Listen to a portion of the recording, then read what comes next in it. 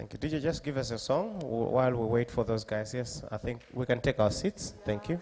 Let's take our seats. Girl, if I lie, you can kill me. Other girls don't matter, let them scatter. Who can you see? I might end up in a coma. In my life, you the only one, baby. Girl, if I lie, you can kill me. You're the one God sent to me. I got confirmation, heavenly confirmation. Nakupenda, baby, oh. You're the one God sent to me. I got confirmation, heavenly confirmation. Nakupenda, you're the one God sent to me. I got confirmation, heavenly confirmation. Nakupenda, you're the one God sent to me. I got confirmation, heavenly confirmation.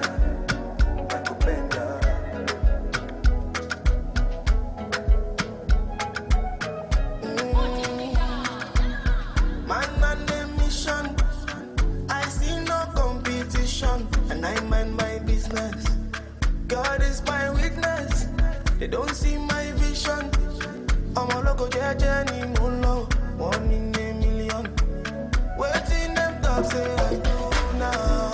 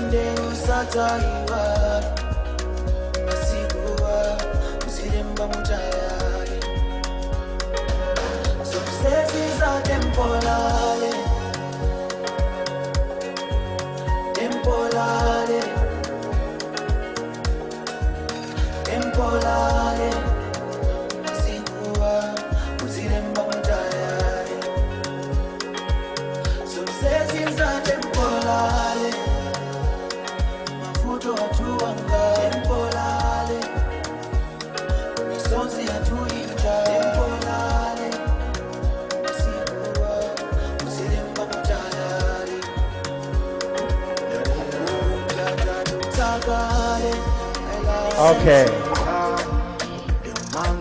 Let's gather around. Let's gather around. Let's come back, please. Let's find our seats.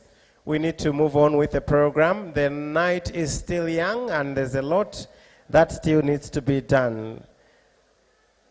Let me invite everyone to come back in the hall and take their seats, please.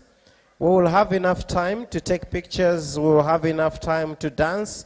But for now, I want us to do one thing at a time. So may I invite those who are outside to come in and take their seats, please. Thank you so much.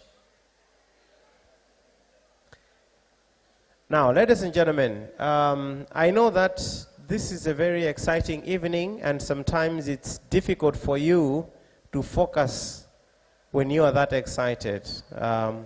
There's a lot of stuff that we are going to learn this evening. The organizers of this dinner have deliberately designed it in such a way that we should have time to enjoy, time to relax, but we should also have time to learn a few new things.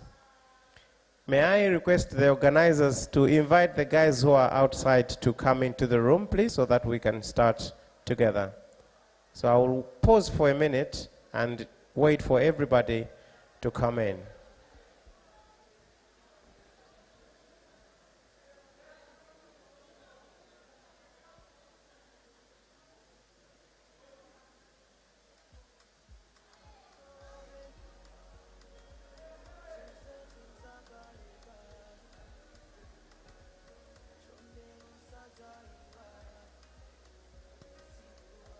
May I invite all of you to come in?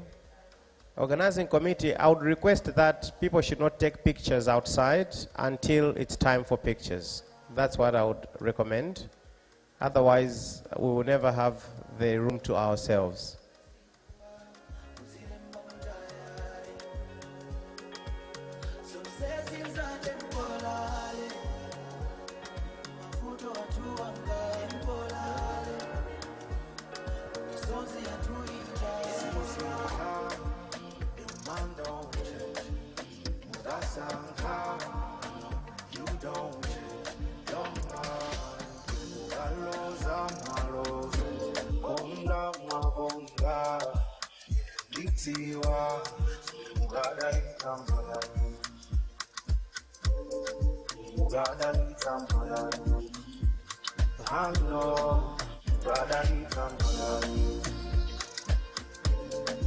All right, thank you so much. Thank you so much, TJ. May I also ask that those doors be closed, please? The doors at the entrance, could we close those doors, please? Can someone close those doors, please?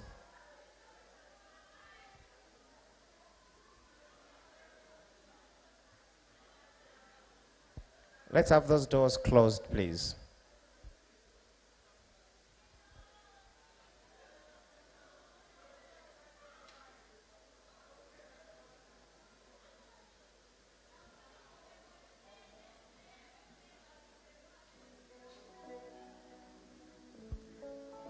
Can we close those doors, please? Yes, please. Thank you so much. Close those doors. I think those who want to take pictures can stay outside and take pictures, and those who want to listen to what we're doing in here can come in and participate. I think that's the best way. So let's all find our seats so that we can get the program underway.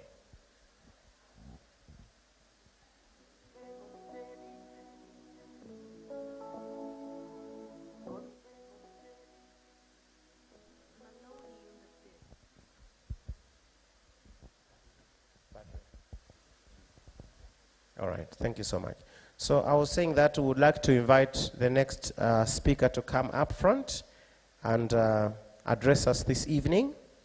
And I was just emphasizing the importance of paying attention, although we are really excited and there are a lot of other things that we want to do, like take pictures and eat great food and dance and network. But we want to take this opportunity to learn a few things. Now, we are privileged to have in our midst a gentleman who is a Christian businessman. He's a leader and he's a speaker. And together with his wife, they co-founded Mkali Group, which is a conglomerate of companies. They trade in supply and construction materials. They do real estate. They do construction and manufacturing. The gentleman who is about to come and speak is a graduate of the University of Malawi. Back then it was called the Polytechnic, now it's called MUBAS. And he is a young man, but a transformational leader. And his dream goes beyond the borders of Malawi. He looks at transforming the whole of Africa into a rich and ascendant continent. Ladies and gentlemen, we are privileged this evening to have in our midst the Chief Executive Officer for Remka Corporation. Let's put our hands together for Mike Mkali.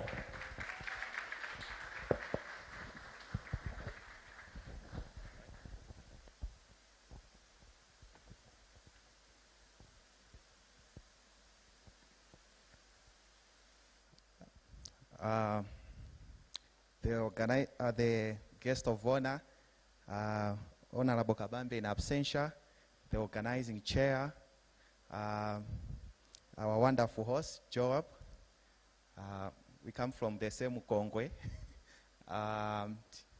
Ambuye Finali in the house. Ladies and gentlemen, good evening.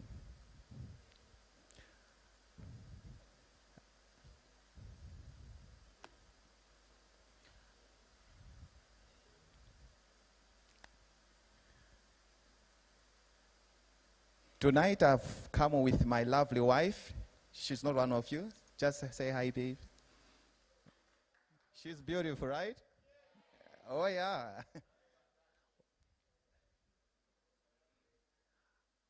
You know, tonight, for me, it's been over 10 years since I also had a dinner saying goodbye to the Polytechnic. And in 10 years, a lot of things happen. Actually, in the next 10 years, unfortunately, some of you will be dead. You will not be alive. Some of you will be very rich. Some of you will be married. Some of you will be single again. And in 10 years, there is just a lot of things that actually happen. And in time, there will be a distinction whereby when we meet some of you, you will be the top billionaires of the country, uprising. Some will go like, what happened to him? Such is life. And honestly, looking even in my own past, there's just a lot that happened in decades. Most of the times we look at time in a year, but a lot will just happen in the next 10 years. When you look at time, time is an enemy to someone who is not making progress. But time is something someone celebrates when you are making progress. Time becomes a judge of each one of us. The question I have for you is, where will you be in the next 10 years? I'm not talking about 1 year. I'm not talking about the next 3 months, but the next 10 years, the next decade. Where will you be? Tonight, as I look at you, I look at the young Mike who was graduating from University of Polytechnic, and I would be, the advice that I would be giving him as he's going into the industry. A lot of people, they say industry is a bad place, but it's a bad place or unfortunate place to those that are not making progress. I know you have been told about how bad the industry is, but that is for those that have not prepared. If you are prepared for industry, when there's a call for union, you don't show up. So what are the things that actually you need to do that will actually help you build a life that is so amazing? Talking of amazing life, let me share you my story. When I was getting outside Polytechnic, I made a vow before my colleagues, before my students, before everyone I met. I told them that I was never going to work, and I was going to go straight into starting a REMCA. So the REMCA people celebrate today is something that I started when I was a finale. When actually I was running around with my project. When actually I was approaching the Grace Week, that's the time I was registering REMCA Construction, because I made a vow that I was going to build a company. And I told myself that I was going to be one of the richest people, not in Malawi, but in the continent of Africa. I see Dangote as my competitor. That's my standard. That's how I see myself. But how do you make progress? Very quickly, number one, the greatest distinction between those that make it and those that fail, it's knowledge. Knowledge is power. It's so sad that most of us, when we graduate from here, that's the time we say goodbye to books. We look at assignments, studying as a torture for our lives. But unfortunately, if you are going to make progress, then knowledge is a must. And you need lots of knowledge. Because success requires you to know a lot of things. And as I'm talking to you, this month, by now, I've already covered over 30 books. I'm not a student, but I'm a student of success. Because I know that if I'm going to become the next multi-billionaire in dollars, then I will need a lot of knowledge. I need to inform myself. What does the war in Gaza mean for Malawi? What does war in Ukraine mean? How does it affect economics? And for your information, if you are running a company, you need so much knowledge. You need to understand human resource. You need to understand accounting. You need to understand marketing. You need to understand organizational structure. On top of that, you also need to understand law. And the list is endless. You talk about leadership. Unfortunately, you can never pretend those things. You need to know them. What about if a lawyer comes and there's a case whereby there's nobody to represent you immediately? You need to become your own lawyer and really fight with the lawyers as though you were one. Number 2, Steve Covey said, to know and not to do is not to know. What does it mean? If you have the knowledge and you can't use it, then you become useless. And unfortunately, this is the sad story about most of the graduates when they finish school. That you expect that someone was at Rwanda, somebody did a program that they would deliver. But most of us, we forget our knowledge the moment we finish exams. So the second skill that you need to do is to invest in your skill. Invest in your career. Become outstanding. Are you an economist? Whatever program you are studying, make sure that you are becoming the best at it. Number 3. Guys, I've been in the industry for the past 10 years. But now I'm convinced that sometimes it's not what you know, but who you know.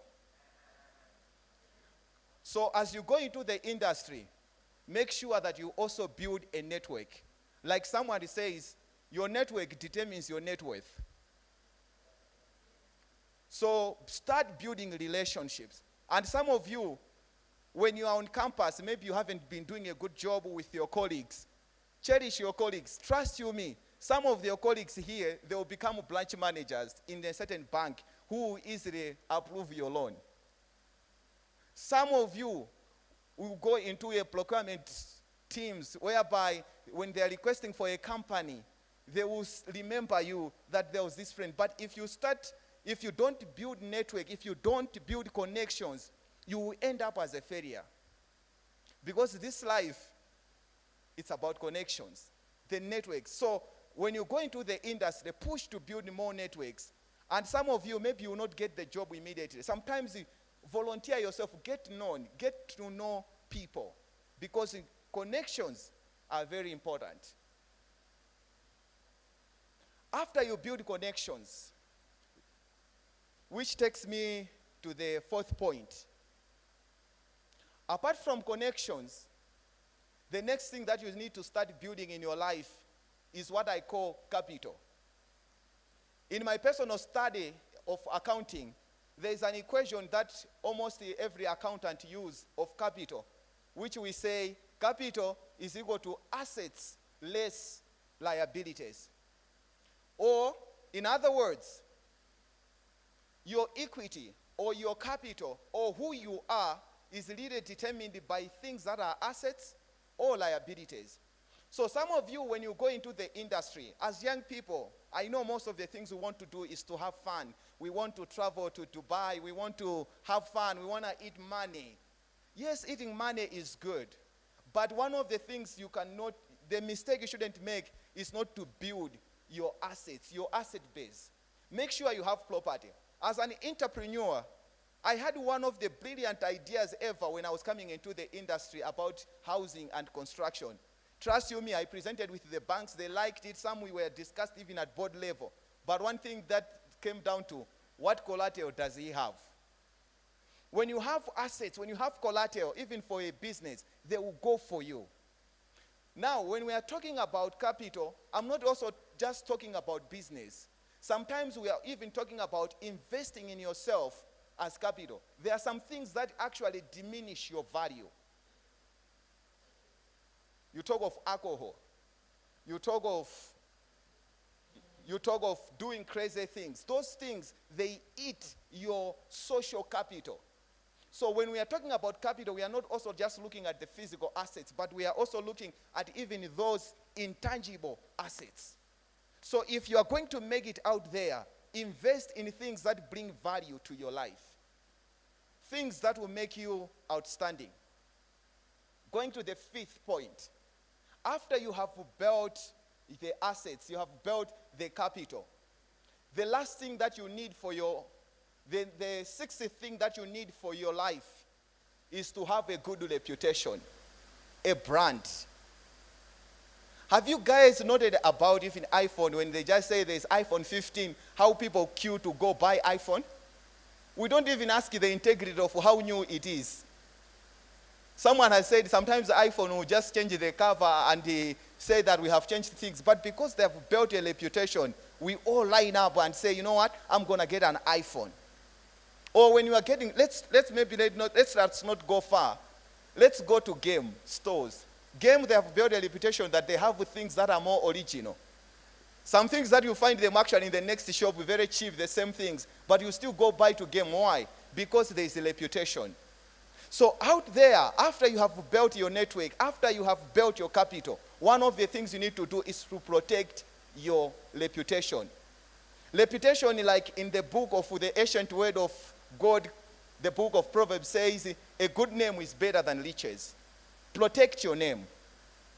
Don't allow anyone to just tarnish your name. That's why when somebody says crazy things about your name, sue them, fight them, because that's your name. That's your reputation. It represents who you are. It's your legacy. So build a great reputation.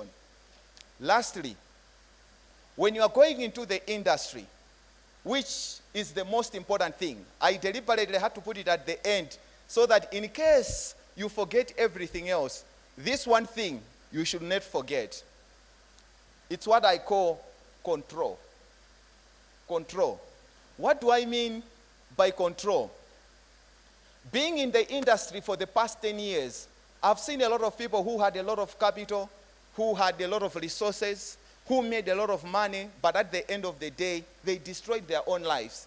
Actually, to some people, they were better before they had built the wealth because it destroyed them. But eye for eye, something I prophesy which has helped me to hold my control from the time I was broke to the time that I'm rich, is God. I don't say this without shame. I'm a born-again Christian. And knowing Jesus Christ is something else that personally, it has helped me build the business. Because of my integrity of trying to please God, I was saved from Cashgate, which took away a lot of businesses and some of my colleagues. You can do all other things on yourself, but the greatest control, it only comes with God, because God is the one who directs the steps. So in case you forget anything else, when you are going home, I would invite you to also actually know God, because it's through God that actually you are safe, that actually you are better. Ladies and gentlemen, with these few words, I guess there were a few. I'm wishing you all the best as you do your projects, as you do exams, but most importantly, let's go into the industry and win. I know you have heard a lot of bad reports about the industry, but the industry is a good place if you know what you want to do with your life. And I trust you me, God will bless you and you rise up. Thank you so much, and God literally bless you. Enjoy the rest of the night. Another round of applause for Mike, please. Thank you so much. A lot of wisdom coming out of that. Mafuna samalize kulankula yai. We are so privileged to have people like Mike with us who can share the secrets to their success. There are not many people that can do that. Thank you so much, Mike, and we wish you all the best. And I'm sure that you are willing and ready to mentor these young people into success as well. We need to hold each other's hand as we go up. And I think that's what our friends, especially the Indian community, have shown that they're very good at. They don't leave one of their own behind. They'll always go, pull one of them up there, and he always goes back and pulls another person. And then that person, and it's a chain like that. The Nigerians are also very good at that. They're very good at, they know how to spread their wealth. So if you take one person, if you come back after 5 years, you see that there are 10 people around that person. And each one of them is trying to pull a friend. And in no time, it's a whole community full of rich people. They say if you are rich and you are surrounded by poor people, you are poor. Yeah, because I mean, they'll just be begging from you and they will take all your wealth away. So it's a selfish philosophy, but it works. When you are rich, make sure everybody around you is also rich so that you can eat your money in peace. And I think as Malawians, we need to learn how to do that. Koma njala, guys, njala. I think we need to eat, guys. I mean, we're here, we are dressed so nice, but we haven't eaten hotel food. It's time for us to damage hotel food. Yeah.